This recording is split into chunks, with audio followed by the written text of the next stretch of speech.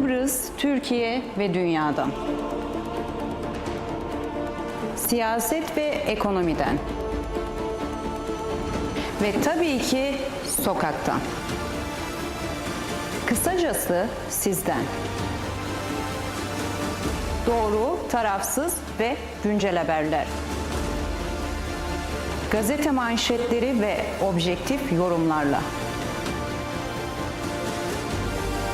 Halkın sesi olmak ve her yeni güne birlikte başlamak üzere.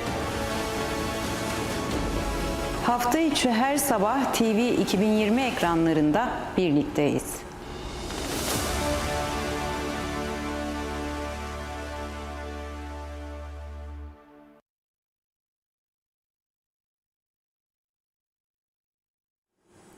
TV 2020 ekranlarından herkese günaydınlar, mutlu sabahlar, güzel bir hafta olsun efendim. Evet, güne merhabada her zaman olduğu gibi haftanın bu ilk gününde de ilk bölümde gazete manşetleri, ikinci bölümde ise konuğumuzla birlikte günü ve gündemi değerlendirmek adına yerlerimizi aldık ve turumuz başladı.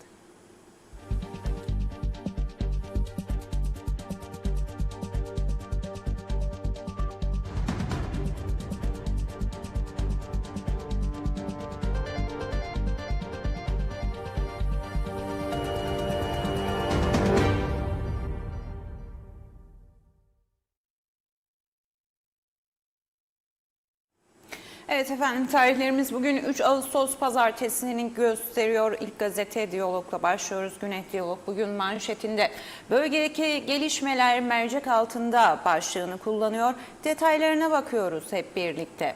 Türkiye Milli Savunma Bakanı Yaşar Güler, Türkiye ve Kuzey Kıbrıs Türk Cumhuriyeti'nin güvenliğini sağlamaya yönelik askeri hazırlık durumunun titizlikle güncellendiğini açıkladı.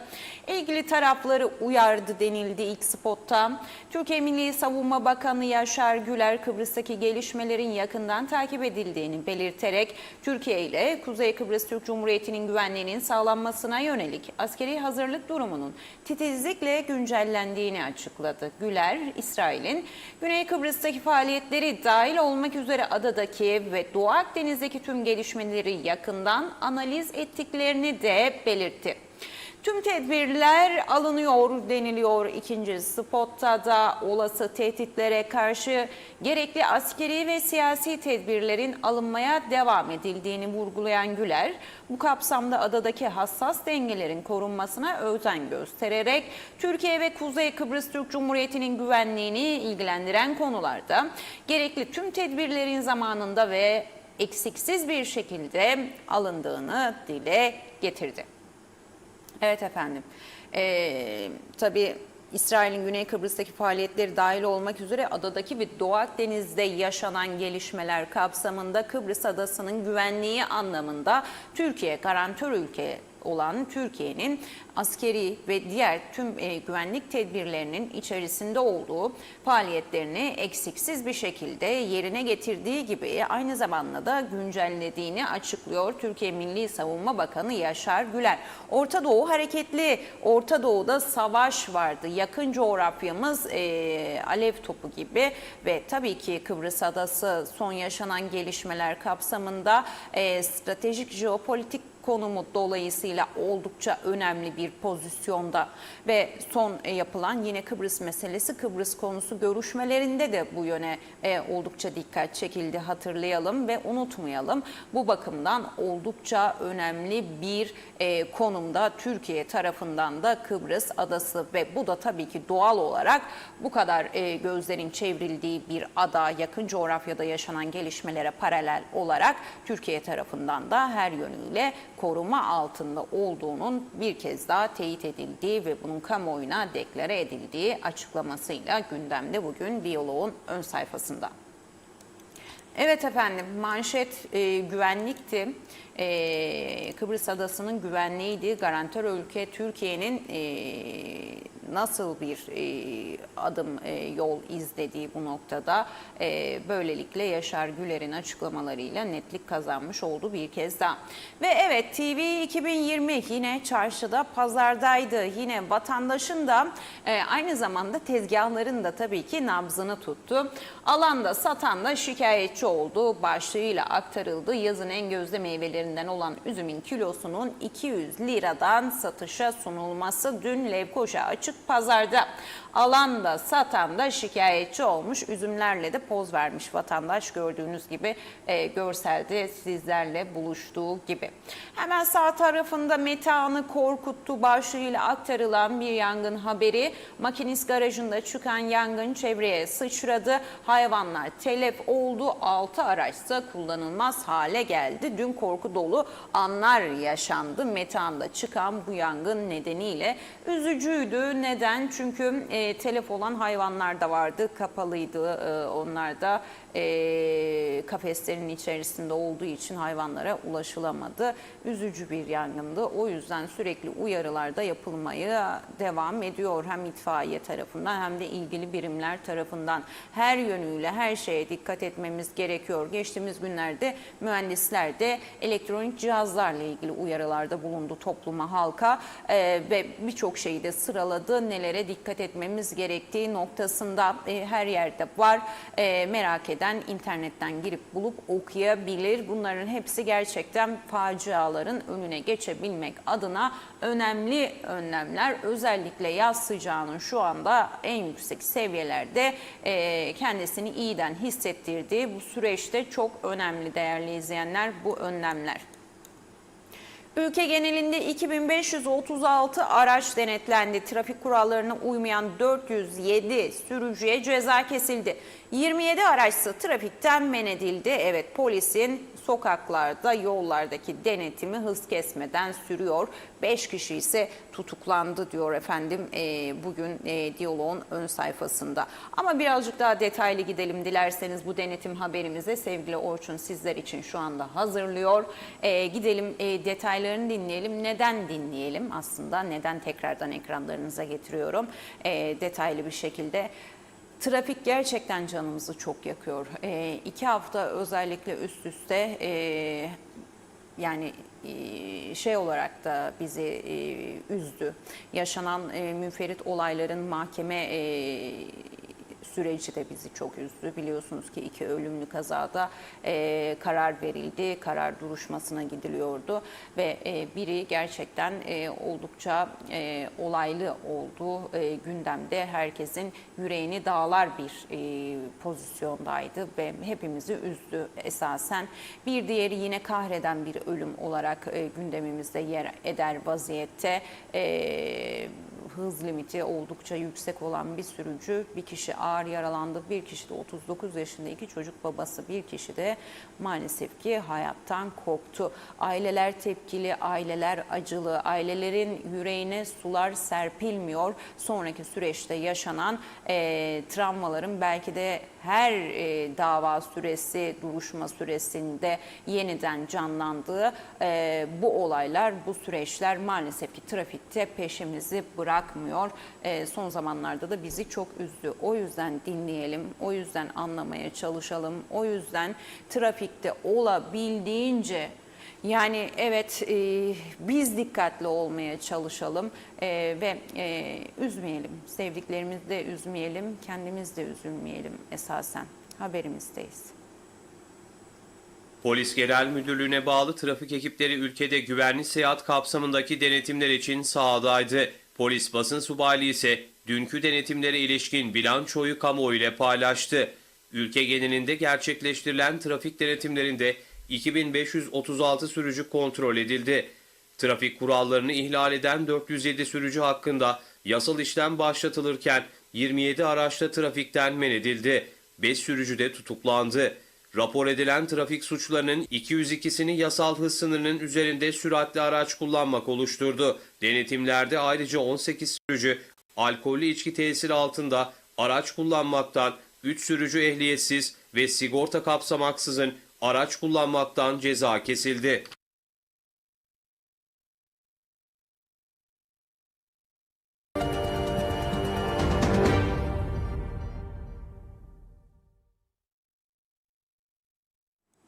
Evet, trafikteki karnemiz bu şekildeydi efendim. Ve adli haberlerle devam ediyoruz, diyalogtayız yine. Doğancı'da kendinden 30 yaş küçük nişanlısından korkup balkondan atlayan 48 yaşındaki kadın ağır yaralandı. Biri hastanede, diğeri ise hücrede. Doğancı'da kendinden 30 yaş küçük nişanlısından korkarak balkondan atlamış 48 yaşındaki kadın ve yaralanmış efendim, ağır yaralanmış. Biri hastaneye, biri de hücreye, böyle olunca gidiyor. Hastalandığı gerekçesiyle ambulans çağıran adam yolda giderken kadın hemşirelere sarkıntılık yaptığı iddiasıyla tutuklandı. Yani bunu da mı görecektik gerçekten? Aşırı sıcaklar başına vurdu galiba diyor. Diyalog gazetesi de bu başlıkla aktarıyor. Bu ilginç ve herkesi şaşırtan haberi efendim. Aşırı sıcaklar başına vurdu sanırım. Evet, diyalogtan aktaracaklarımız böyleydi ve sıradaki gazete Kıbrıs'ta devam edelim. Birlikteliğimize bakalım bugün Kıbrıs'ta neler var. Kıbrıs gazetesi de ortak zemin yok diyor, yine Kıbrıs meselesi kapsamındaki açıklamalara. Eski baş müzakereci Ergün Olgun'un açıklamalarına yer veriyor. BM Genel Sekreteri Guterres'in Kıbrıs temaslarını değerlendiriyor Olgun ve Guterres'in temaslarında bazı olumlu gelişmeler yaşandığını ancak eksikliklerin daha ağır bastığını kaydediyor kendisi. Çözüm arayışı egemen eşitlik üzerine kurulmalı vurgusu yer buldu ilk spotta. Ergün Olgun, BM Genel Sekreteri Guterres'in ziyaretinde taraflar arasında müzakerelerin başlayabilmesine yönelik ortak bir zemin bulunmadığının görüldüğünü ifade ederek Kıbrıs'ta çözüm arayışlarının iki devletin egemen eşitliği ve eşit uluslararası statüsü üzerine kurulması gerektiğine dikkat çekiyor. Geçmiş yakınlaşmaların kabulü bizi federasyona götürür. Görüşmelerin metodolojisine ilişkin eleştirilerde de bulunan eski baş müzakereci, geçmiş yakınlaşmaların yeniden sürece dahil edilmesi bizi federasyon zeminine götürebilecek bir kapı açıyor. Bunun Türkiye'nin iki devletli çözüm vizyonuyla da örtüşmediği kanaatindeyim ifadelerini kullanıyor eski baş müzakereci Ergün Olgun. Değerli izleyenler, Guterres temaslarının yankılarını bu şekilde değerlendiriyor Kıbrıs gazetesi için manşetten. Ve sürmanşete baktığımızda Türkiye Milli Savunma Bakanı Yaşar Güler'i de görüyoruz bugün. Doğu Akdeniz ve Kıbrıs'taki gelişmelere ilişkin değerlendirmelerde bulunuyor Güler ve Türkiye ile KKTC'nin güvenliğine yönelik askeri hazırlıkların güncellendiğini açıklıyor. Biraz önce diyalogda manşetten aktardığım gibi sizlere. Hemen sağ tarafındaysa şeffaf ve proaktif bir yaklaşım sergilenmeli başlığıyla aktarılan haberde 5 parmak düşünce grubu Kıbrıs Türk halkı gelişmeleri Rum basınından öğrenmemelidir diyerek Cumhurbaşkanlığı'nı halkı aydınlatma konusunda çağrıda bulunuyor. Ortak zemin yok vurgusu yine burada da yapıldı.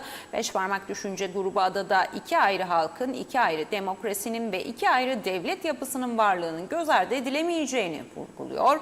Kapsamlı çözüm için ortak zemin bulunmadığını açıklıyor. Kıbrıs Türk halkının özden gelen hakları olan egemen eşitliğinin ve eşit uluslararası statüsünün teyit edilmesinin gerekliliğine de dikkat çekiliyor bu açıklamada. Evet efendim, ve logo yanında 5. Cumhurbaşkanı Ersin Tatar'ı görüyoruz. Tatar, Birleşmiş Milletler Genel Güvenlik Konseyi'nin Kıbrıs konusunda yeniden inisiyatif alma çabalarını eleştiriyor. KKTC yeni bir çıkmaza sürüklenmek isteniyor ifadelerini kullanıyor. Ve KKTC emekli Başsavcısı Aşkan İlgen dün hayatını kaybetti. Üzücü bir olayda yer buldu manşete hemen gömülü olarak. İlgen bugün Karaoğlanoğlu Camii'nde son yolculuğuna uğurlanacak. Yargı camiası ise yasta dedi. Biz de Allah'tan rahmet dileyelim. Sevenlerine ve yasta ailesine de başsağlığı.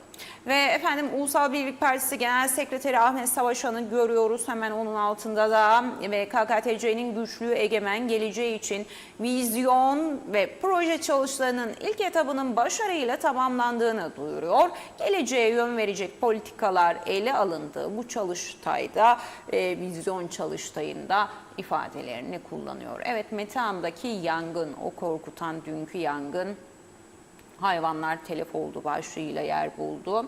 Makinist garajında duran arızalı güneş paneli yangına neden oldu. 60 tavuk, 3 köpek yanarak can verdi ve Metehan Sosyal Konutları'nın güney kısmında bir şahsa ait makinist garajında dün çıkan yangın araziye yayıldı.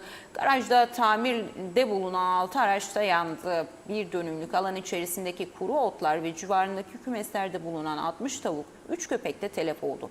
Yangının garajda arızalı durumdaki güneş paneli inverter sistemden kaynaklandığı değerlendiriliyor dedi. Dediğim gibi uzmanlar açıklıyor. Özellikle elektroniktir, bu yaz sıcağının bu kadar yüksek seyrettiği günlerde cihazların nasıl kullanılması gerektiği de çok önemli. Geçtiğimiz hafta biraz ele alıp konuşmaya çalıştık. Araç yangınları da oldukça korkutucu bir seyir izliyor ülkede.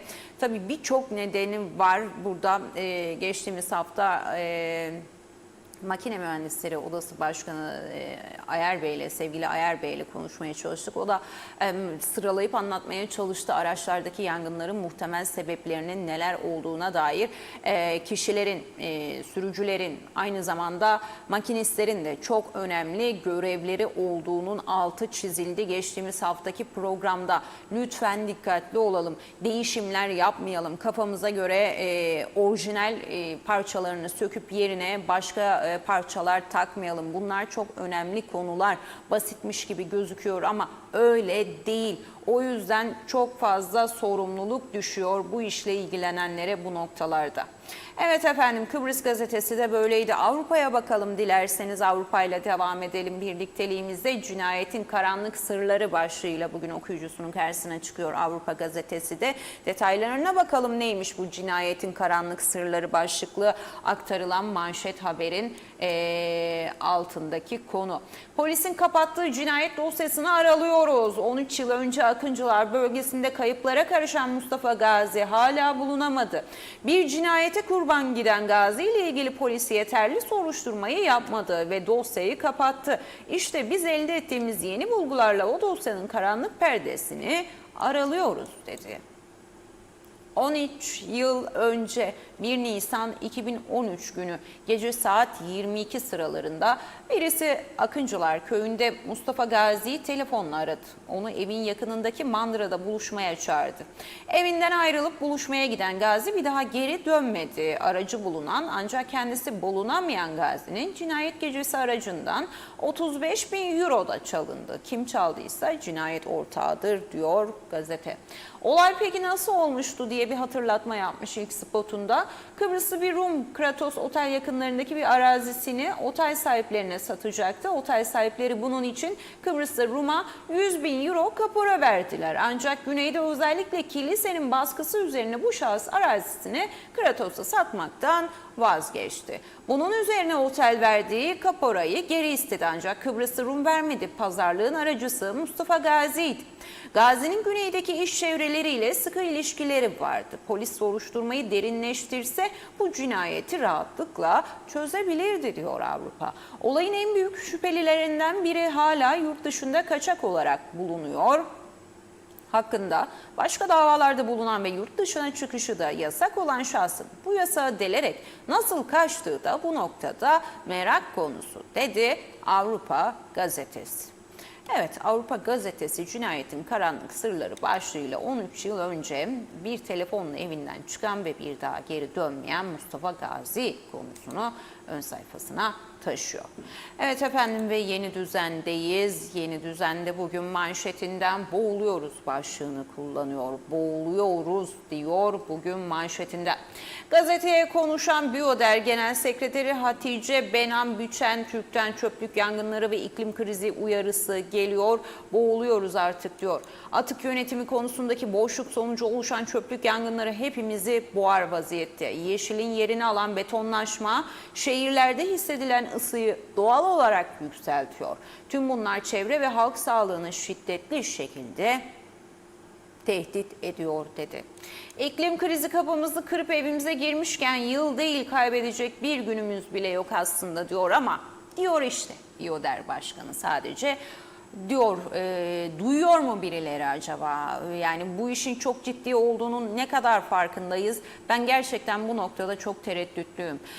İklim krizi dediğimiz şey şu anda aslında bizi, Hatice Benan Biçen Türk'ün de dediği gibi artık kapımızı kırıp içeriye girmiş vaziyette ve talan ediyor ortalığı. Yani evi darma duman ediyor ve yıl değil gün bile kaybetmememiz gerekir diyor Biyoder Başkanı. Ama biz ne duyuyoruz ne de duyduğumuzu gösteren pratik hayata yansıyan önlemler alıyoruz, adımlar atıyoruz maalesef ki bu konuda. Bu işin şakası yok. Bu işin şakası olmadığını defalarca, özellikle de son zamanlarda yaşanan olumsuz, işte hatta şunu da tartışır olduk ya, doğal afet mi? Biz buna doğal afet diyebilir miyiz? Hayır, bu doğal afet değil dedi birçok uzman. Alınmayan önlemlerin getirdiği felakettir dedi. Doğal afet falan değil. Doğal afet, siz her türlü önlemi alırsınız ama o aldığınız öngörülebilir önlemlerin üzerinde bir şey yaşanırsa o zaman işte doğal afet olur. Ama biz bugün yaşadığımız ve zaman zaman da facia boyutuna gelen olaylarda, doğal olaylarda buna afet diyemeyiz diyor birçok uzmanda yaşanan olaylar sonrası yaptıkları açıklamada. 1051 çift evlendi, 1070 çift boşandı. Yargının 2025 yılı evlilik boşanma bilançosu işte böyleydi. Kıbrıs'ın kuzeyinde 2025 yılında 1051 çift evlenirken aynı yıl 1070 çift boşandı. 2024'e kıyasla ayrılan çift sayısında %2,20 artış yaşandı. Olmuyor, gitmiyor işte ilişkiler. Özellikle son zamanlarda dünyada da tabii ki bu yapay zekadır, yapay zekadan partner edinmedir. Bunlar çok popüler oldu biliyorsunuz ki. Tabii bunların psikolojik olumsuz yönleri de aynı zamanda uzmanların şu anda gündeminde ve bu noktada onlar da bir şekilde açıklamalar yaparak toplumu bilinçlendirmeye çalışıyor. Önlem alınması gerektiği yönünde çağrılarda bulunuyor ama olan oldu. Geçmiş olsun, artık gelişen teknoloji çağıyla birlikte kişilerin davranışsal özelliklerinde de değişimler oldu. Asosyallik arttı, bireysellik arttı. Tabii ki eskiden insanlığın temel değerleri olarak kabul edilen vicdandır, anlayıştır, empatidir. Bunlarda da doğal olarak sürece paralel olarak bozulmalar meydana geldi. Bu da tabii ikili ilişkilerden tutun toplumsal ilişkilere kadar birçok yönüyle sosyolojik olarak da psikolojik olarak da hem toplumlara hem de bireylere olumsuz yönde değerler bakımından, insanlığı oluşturan temel değerler bakımından olumsuz olarak yansıdı. Bu da ilişkileri ve toplumu, çevreyi, hayatı olumsuzlaştıran etmen olarak karşımızda duruyor. Ve doğal olarak evliliklere de yansıyor tabii ki bunlar. Sadece ilişkiler anlamında değil, partnerlik anlamında da ciddi problemleri beraberinde getiriyor. Bozulan ilişkiler, bozulan hayat şartları, düzen, internet ortamının çok fazla hayatımıza artık her alanda girmiş olması, oturup yiyip içtiğimizi internete atıyor oluşumuz, artık orada bir hayat kurmuş oluşumuz kendimize aslında bir yerde bazılarımızın olumsuz gerçek hayata yansıyışları da işte ilişkilerdeki çatırdamalar, boşanmalar vesaire olarak da karşımıza çıkabiliyor. Sürmanşette mahkumları bile seçim yatırımı olarak kullanıyorlar başlığıyla Kıtams Başkanı ve Kiev Başkanı Bengian'ın açıklamalarını görüyoruz. Şartlı tahliye tüzüğünde yapılan son düzenlemeyi eleştiriyor efendim. Hükümetin son 6 yılda tüzüğü 9. kez değiştirdiğinin altını çiziyor. Mahkeme karar verecek, iki dudak arası mahkemeyi saf dışı bırakacak temel eleştirisiyle bu gündeme geldi efendim. Şartlı tahliye tüzüğünde yapılan değişiklik cezaevi müdürüne birçok inisiyatif ve yetki verdi. Bu noktada iyi haldir, işte 3'te 1'idir, 4'te 1'idir, 6'da 3'üdür vesaire bir düzenleme yapıldı ve bununla birlikte kişilerin yatarının düşürülebileceği, cezaevi müdürünün kararıyla düşürülebileceği yönünde bir kapı araladığı eleştirisi başta Halkın Partisi Genel Başkanı Kudret Özersay olmak üzere ilgili bazı çevreler tarafından Kiev ve Kıtams Başkanı Benyan da dahil eleştirilerin konusu haline gelmiş oldu bu şartlı tahliye tüzüğünde yapılan değişiklik. Evet, yeni düzende böyleydi ve Güneş'teyiz. Güneş'te devam ediyoruz. Güneş gazetesi de ortak akılla güçlü ve egemen bir geleceğe gidiyoruz dedi. Ve UBP'nin çalıştayı vardı. Geçtiğimiz hafta biliyorsunuz ki 3 gün boyunca sürecek bir çalıştaydı. Tamamlandı ve akabinde de açıklamalarda bulunuyor. Hem Başbakan Ünal Üstel Genel Başkan hem de UBP Genel Sekreteri Ahmet Savaşan. UBP Genel Sekreteri Savaşan, Kuzey Kıbrıs Türk Cumhuriyeti'nin gücü, egemen geleceği için vizyon ve proje çalıştayının ilk etabının başarıyla sonuçlandığını dile getiriyor. KKTC'nin geleceğine yön verecek politikaları ele aldık diyor ve KKTC'nin geleceğine aynı cümle birebir ortak akılla şekilleniyor. Geleceği ve politika yön verecek politikalar vesaire dedi manşette. Ve sürmanşette Yaşar Güler'i görüyoruz. Güvenlik tedbirleri güncelleniyor Kıbrıs Adası'nda dedi Yaşar Güler. Bugün Güneş gazetesinde de logo yanındaysa metanda büyük yangın haberi yer buldu. Ve sağlık çalışanına saldırı kabul edilemez diyor Sağlık Bakanı da. Kıbrıs'ta çözüm iki devlet temelinde mümkündür dedi 5. Cumhurbaşkanı Ersin Tatar. Kayseri'de düzenlenen Dadallıoğlu Avşar Kültür ve Sanat Şenlikleri kapsamında katıldığı bir panelde yaptı bu açıklamaları efendim Tatar. Türkiye'nin etkin ve fiili garantörlüğüyle Türk Silahlı Kuvvetleri'nin adadaki varlığının Kıbrıs Türk halkı için bir vazgeçilmez olduğunu vurguladı. Kıbrıs'ta çözümün iki devlet temelinde mümkün olduğunu belirtti Tatar. KKTC'nin egemenliğinin korunmasının önemine dikkat çekerek devletin tanınmasına yönelik çabaların güçlenerek devam etmesi gerektiğinin de altını çiziyor efendim. Evet, Güneş gazetesinde 5. Cumhurbaşkanı Tatar.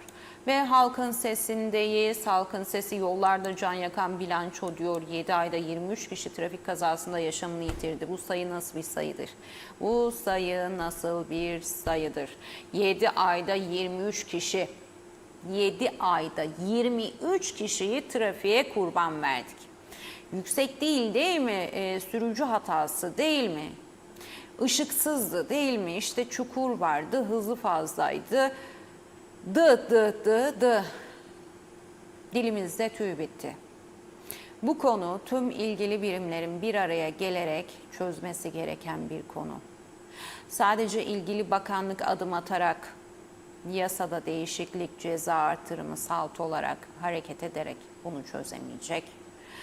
Sadece şoför okulları bunu çözemeyecek. Sadece sürücüler bunu çözemeyecek. Sadece yapılan yeni yollar, belli bir süreliğine yeni kalabilen yollar bunu çözemeyecek. Sadece yaptığınız bir yola ışıklandırma bunu çözemeyecek.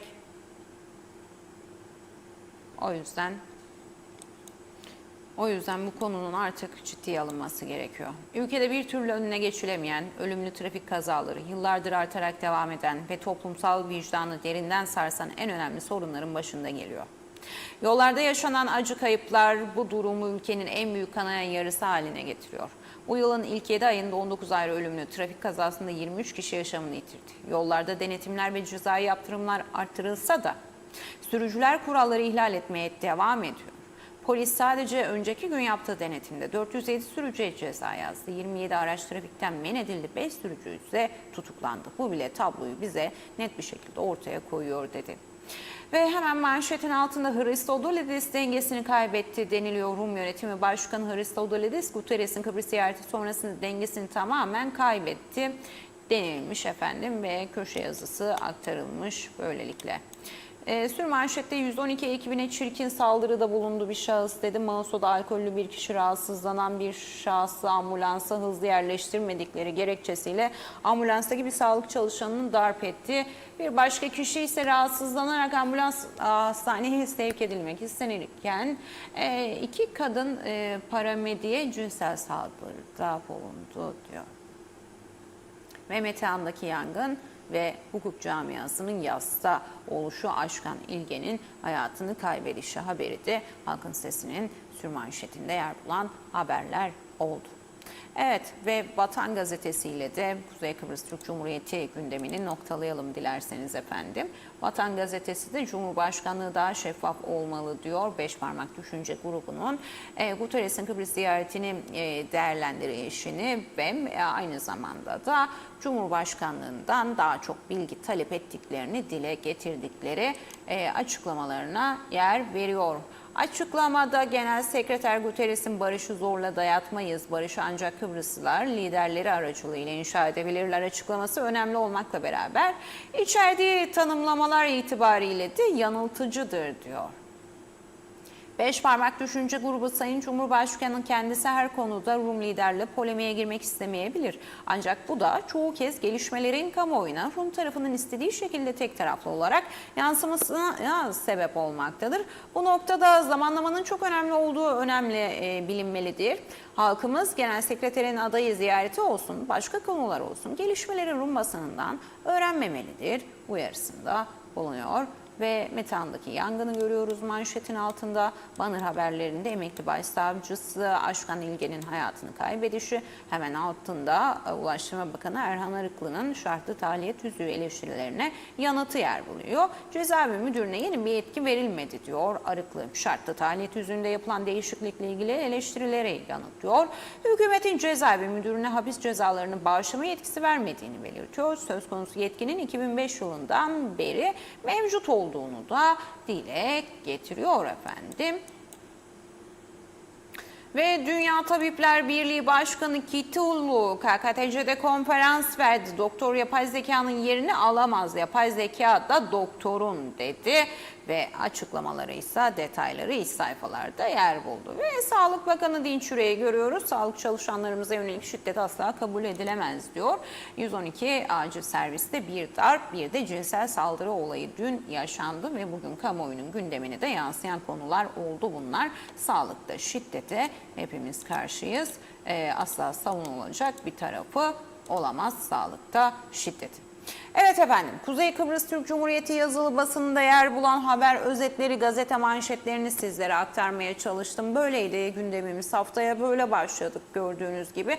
Şimdi sırada peki ne var? Sırada sizler varsınız. Sizlerin yorumları var tabii ki. Birazcık sizlerle sohbet edelim dilerseniz.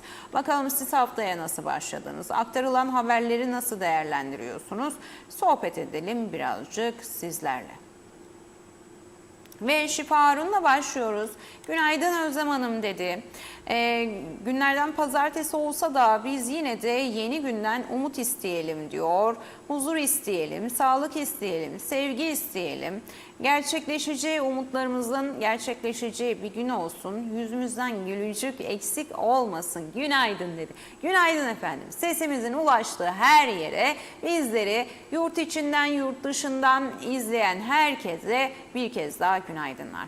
Ve Mehmet Ali Özdemir, Özlem Hanım günaydın diyor. Tatlı sudan selamlarını iletiyor o da. Teşekkür ediyoruz. Ve Mehmet Uğuçaylı Long Beach'ten bizlere yazıyor. Özlem Hanım hayırlı sabahlar, mutlu sağlıklı günler diliyorum. Günaydın dedi. Günaydın Mehmet Bey sizlere de. Ve Celal Harun iyi yayınlar Özlem Hanım. Kolay gelsin dedi. Dün 2 Ağustos Dünya Yakışıklılar Günü'ymüş. O zaman dünyanın en yakışıklı ve karizmatik adamı başta Ulu Önder Mustafa Kemal Atatürk olmak üzere tüm yakışıklıların günü kutlu olsun diyor. 2 Ağustos Dünya Yakışıklılar Günü benzemez kimse sana diye de noktalamış efendim gün dolayısıyla Celal Bey. Yakışıklılık gelip geçicidir Celal Bey. İsterse bir şey olsun yani dünyanın en önde gelen yakışıklılarından olsun. Aynı şey kadınlar için de. Gerçi yakışıklılık, güzellik böyle cinsiyete göre bu tanımlamalar da üzerinde düşünülmesi, konuşulması gereken konular. Neye göre, kime göre güzel, yakışıklı, bunların hepsi göreceli ve değişken şeylerdir. Ama yüreğiniz, vicdanınız, kalbiniz güzel değilse hiçbir anlamı yok yüzünüzdeki güzelliğinde. Diliniz tatlı değilse, zehir saçıyorsa ve iş karıştırıyorsa hiçbir anlamı yok o dudakların güzelliğinin ya da yüzün güzelliğinin. Gözleriniz kötü, kinci ve haset bakıyorsa hiçbir anlamı yok o gözlerin güzelliğinin ya da çekiciliğinin. O yüzden vicdan ve kalp, iç güzelliği klasiktir ya, Asıl önemli olan o. Her ne kadar günümüzde bunlar gün geçtikçe azalıyor olsa da. O yüzden onlar çok geçici, böyle bir hafta, 2 hafta, 3 günde böyle insanları artık bir bakışta analiz edebilen yapısı olan kişiler için birkaç saatte bile çözülebilecek bir kendisini gösteren yapıya sahip insanlar da var tabii ki. O yüzden o dış güzelliği bir yere kadar. Ve efendim devam ediyoruz. Ali Sevil Güvercin bizlerle günaydın Özlem Hanım dedi. Günaydın efendim. Mehmet Uluçay ile ekliyor.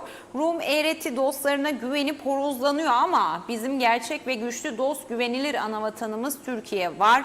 O nedenle Rum'a tavsiyemdir. Türkiye sizin de güvencenizdir. Bunu aklınızdan çıkarmayın diyor Mehmet Uluçaylı. Ve İsmail Kerçin günaydın Özlem Hanım, iyi yayınlar, sağlıklı güzel bir hafta geçirmenizi diliyorum dedi. Paşaköy Mesarya'dan sevgilerini iletti. Bizden de Paşaköy'e ve Mesarya'ya efendim sevgiler saygılar. Cebriye Kuşçu günaydın Özlem Hanım, hayırlı sabahlar, mutlu sağlıklı günler, iyi yayınlar diliyorum. Yayladan selamlarımı gönderiyorum sizlere dedi. Teşekkür ettik, günaydınlar. Ve Sayar Eker günaydınlar, duaya sahip çıkalım, ateşle oynamayalım. Avrupa yanıyor, biz de yanıyoruz. Türkiye de yanıyor aslında, sadece Avrupa değil. Türkiye'de de, Muğla'da, Fethiye'de çok ciddi anlamda iç yakıcı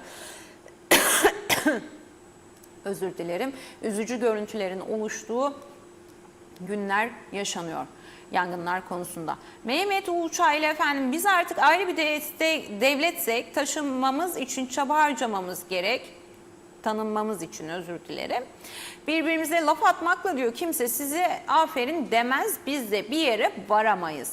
Hayri Köreken günaydın Özlem Hanım, sizin aracılığınızla diyor bir şey sormak istiyorum. Kıbrıs'ta olup da TC vatandaşlığını almış kardeşlerimiz var ve de yıllar önce bizler de olmak kaydıyla geldik. KKTC vatandaşlığımızı da aldık. Onur duyarım. Buradaki anlayamadığım konu bugün çift uyruklu olup Türkiye'de kalanlarımız var ve de ailelerin çocukları Türkiye'de vatani görevini orada yapmış kardeşlerimiz var. O kişilerden burada bulunan diğer ailelerin ziyarete geldi mi girişlerde hemen asker kaçağı durumunda olup Asan Şube'ye gönderiliyorlar.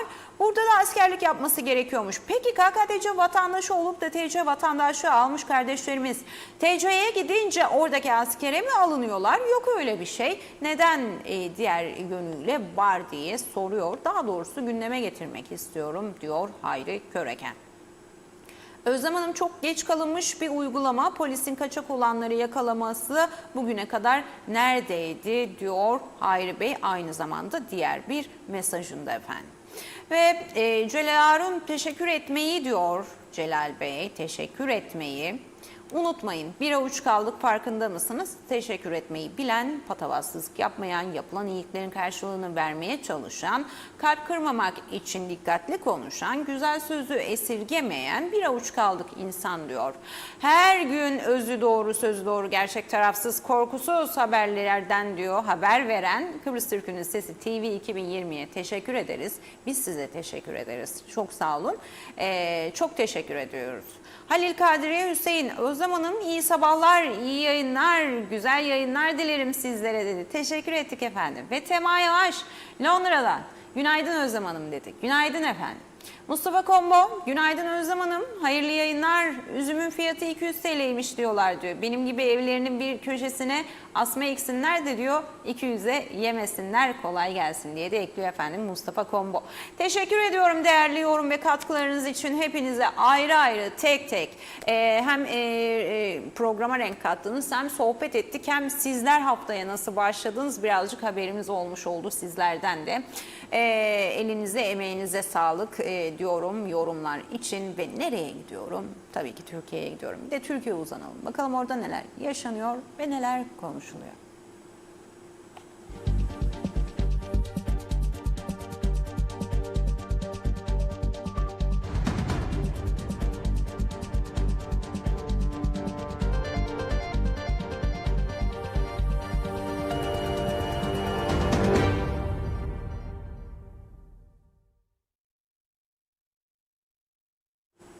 Evet efendim ilk olarak Hürriyet'le başlayalım. Hürriyet bugün görüşürüz dedi ve attı diyor manşetinden. Sanırım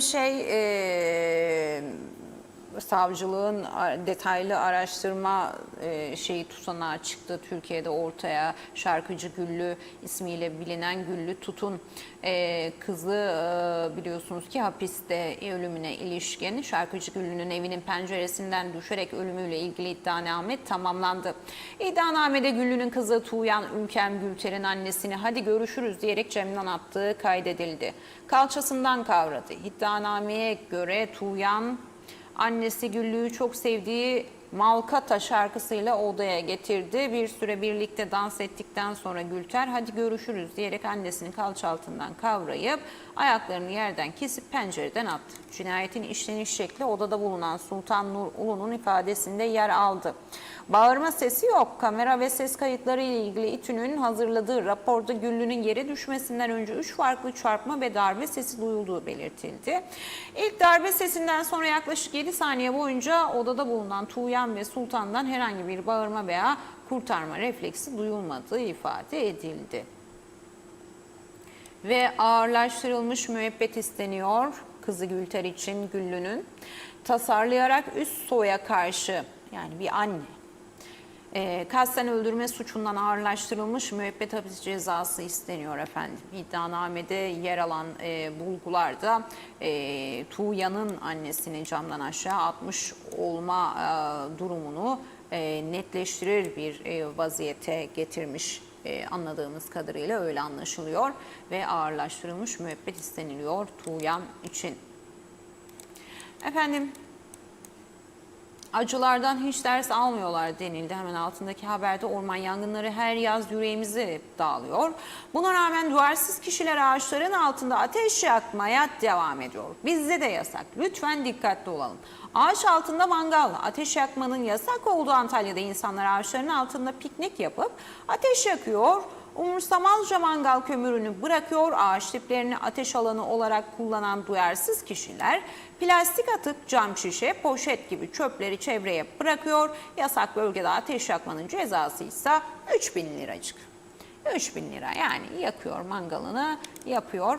3.000'i de öder herhalde ya. Ama o sorumsuzluğunun bedeli dönümlerce arazilerle ödendiğinde ne oluyor peki? 3.000 nerede? Dönüm dönüm arazilerin, ciğerlerin yanması nerede? Ve efendim Cumhuriyet'teyiz. Yolumuzdan dönmeyeceğiz dedi Cumhuriyet gazetesi de bugün manşetinden. Cumhuriyet yolumuzdan dönmeyeceğiz diyor. Yeni parti lideri olarak ilk kez başkentte yurttaşlarla buluşan Özgür Özel bu kara düzen son bulacak dedi. Yanıtı buradan veriyorum. Yeni parti lideri Özel seçilmiş belediye başkanlarının tutuklanması ve baskılara karşı iktidara Pir Sultan Abdal'ın dizeleriyle seslendi. Mamak'ta cemevi dahil yaşam merkezinin temelini atan Özel, operasyonlarla, şantajlarla saldırıyorlar. Onlara yanıtı buradan veriyorum, yolumdan dönmeyeceğim diyor. Ve hemen altında gelir asgari gider azami, Avrupa'nın asgari ücreti utanç tablosunu ortaya koydu. Türkiye en düşük ücret grubuna girdi. Türkiye 621 euro brüt asgari ücret ile Avrupa'da aralarında Karadağ ve Kuzey Makedonya'nın bulunduğu en düşük ücret grubunda yer aldı. İktidarın Türkiye'yi kıskanıyor dediği Almanya'da asgari ücret 2000 euronun üzerine çıktı. Liranın alım gücü de Avrupa'nın %33 gerisinde kaldı diyor bugün Cumhuriyet gazetesi. Efendim akşamdayız. Akşamsa bugün manşetinden Akşam gazetesi asgari ücretli milyoner başlığını kullandı. Yasa dışı bahis şebekesi 50.000 TL'ye İBAN kiralayıp asgari ücretli çalışanların hesapları üzerinden 100 milyonlarca TL para akladı. 13 milyarlık işlem hacmi 8 ili kapsayan Mersin merkezli yasa dışı bahis operasyonunda 56 kişilik şebeke çökertildi. Çetenin 13 milyar TL'lik bir para hacmini idare ettiği ve 50.000 TL karşısında İBAN hesapları kiraladığı belirlendi. Savcı da var, garson da. İBAN'ını kiralayan ve asgari ücretle çalışan duvar ustası ŞÇ'nin hesabında 997 milyon, inşaat kalfası CB'ninkinde 380 milyon, garson AFT'ninkinde ise 119 milyon liralık işlem hareketi tespit edildi. Nasıl oluyor bu işler? İşte böyle 50 bin TL'ye kiralanan İBAN'lar üzerinden oluyor. Neler neler yani, neler neler. İzine %77 benzerlikle ulaşıldı. FETÖ'cü suikast timinin firari üyesi Burkay Karatepe'nin yakalanması ile ilgili yeni detaylar ortaya çıktı. Firari FETÖ'cü için özel istihbarat ekibi kuruldu. 14 Mart'ta MİT'in yüz tanıma sistemi Afyon Anıt Park civarındaki bir kameraya yakalanan kişide %77 oranında benzerlik tespit edilmesiyle ortaya çıktı ve özel MİT ekibi suikastçıyı işte böyle yakaladı diyor.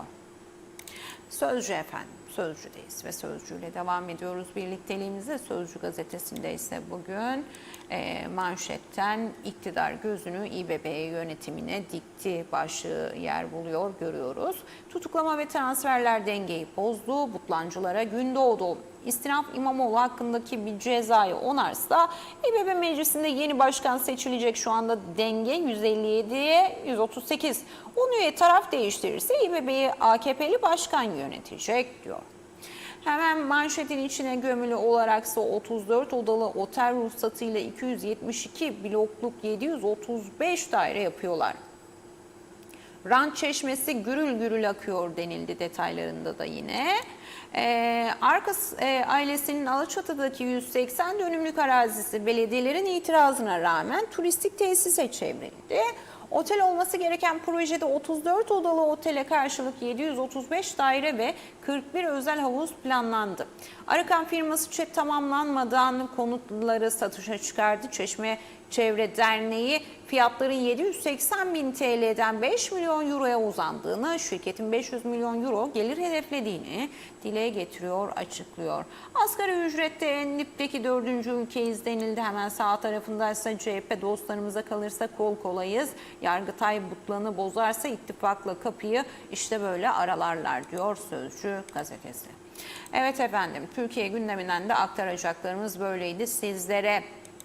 Ve Hayri Bey bir yorum daha ekliyor. Özlem Hanım inşallah erken bir zamanda hükümet zahire alımlarını öder de şirketlere tohum gübre borçlarımızı öderiz. Değilse faizler alacağımız parayı karşılamayacak dedi Hayri Köreken. Ve Fatma Gör efendim günaydınlar, iyi yayınlar dedi. Teşekkür ettik biz de kendisine. Efendim şimdi kısa bir ara vereceğiz. Tekrardan teşekkürlerimi iletiyorum hepinize ayrı ayrı tek tek. Kısa aranın ardından biz konuğumuzla birlikte yani Ferdi Sabi Soyer'le birlikte her pazartesi olduğu gibi yeniden sizlerle olacağız. Haftayı değerlendireceğiz. Bakalım bu hafta bize ekonomik, sosyal aynı zamanda siyasal olarak neler getirecek? Geçtiğimiz haftayı nasıl geride bıraktık? Pazartesi sohbetimiz eski başbakanlardan Sayın Ferdi Sabi Soyer'le olacak her zaman olduğu gibi. O yüzden bizden ayrılmıyorsunuz efendim. Şimdi kısa bir ara, hoşça kalın diyorum.